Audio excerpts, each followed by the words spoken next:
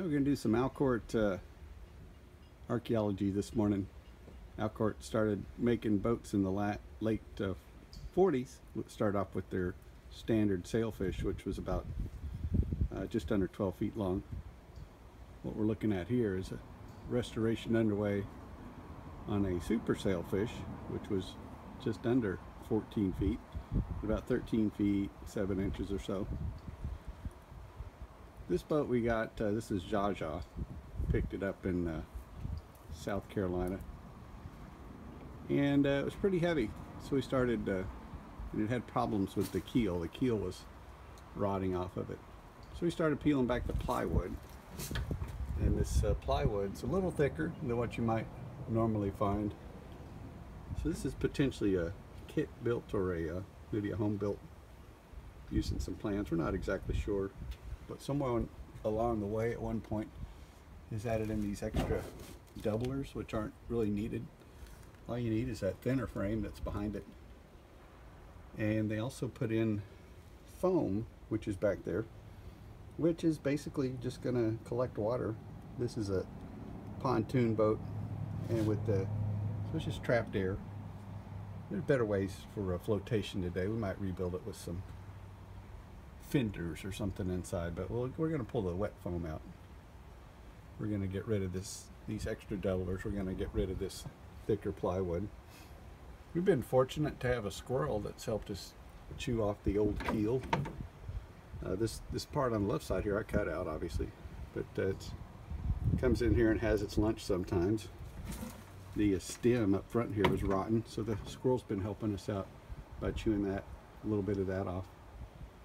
There's some different style bow handles. We've got a sunfish underneath it, wooden sunfish. This bow handle just stops right at the deck edge. There was probably some kind of strip along the keel as a rub strip. On the early wooden sunfish, the bow handle, the boat's upside down, if you think you can figure that out, stopped about halfway down the edge of the bow, just as a trim piece, a protective piece, and then another quarter round piece picked up, wrapped underneath the keel, and went about 18 inches back. This boat below, this is Chip. It's a 1965, probably one of the last models that they made out of wood, and it obviously has issues with paint, and when we picked it up, it had severe checking in the plywood at the scarf joint. Now Mr. Squirrel has been helping us out on this one too. It showed up and started scraping away. I don't know if it likes the smell or thinks there's going to be a nest there. That piece of plywood has to go away anyway, so we're going to have to move this boat inside eventually so the squirrel doesn't continue going and get inside to one of the frames and do some damage to items that don't need to be repaired. So if you've got a nice little wooden boat stored out somewhere and there's squirrels handy, you might want to check on it every now and then. On the back, these rudder assemblies, we've got the keel plate on the bottom. If you notice, there's a bolt that actually goes through the hull back out the top. Sorry these are upside down, but that's what you're going to get today in the 32-degree weather in Florida. Top plate on the top with the spring plate. It has a that helps hold tension on that carriage bolt, and you insert the rudder assembly. The vertical plate that the rudder is attached to clips onto that, is pinned into this hole right here. The little bottom part swivels down and latches into there, and between the little bit of movement between the spring plate and the little rounded edge of this keel plate, if you hit something, the idea is that the rudder will pop out from the bottom part and swivel free of the obstruction.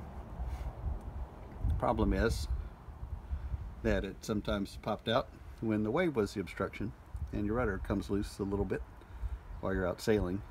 So in 1972 time frame, they upgraded to the stainless steel gudgeon with the aluminum and then later plastic rudder cheeks. Here's the wooden sunfish below, similar type of thing. and have a bolt that goes down actually through the hull. In the hull, this boat, there's the little spring plate kind of hanging loose there. There's the remnants of the chain that hold the 1/4 inch pin that pin the rudder assembly, top of the rudder assembly through this hole here.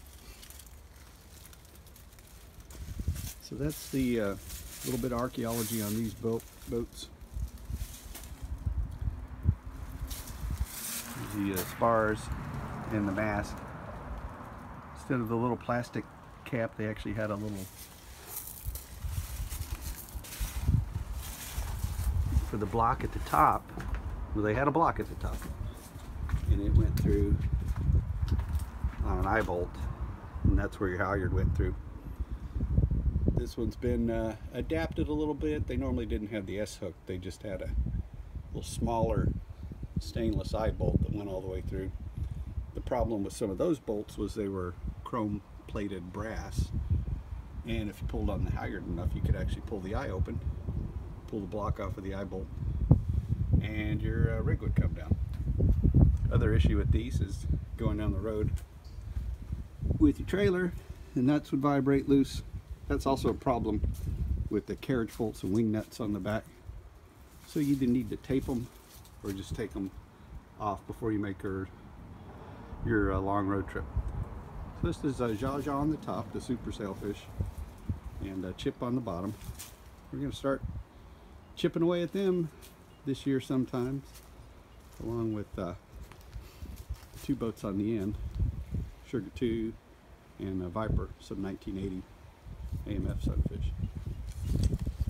Hope y'all are staying warm. We're freezing to death here, 32 degrees and sunshine in Florida.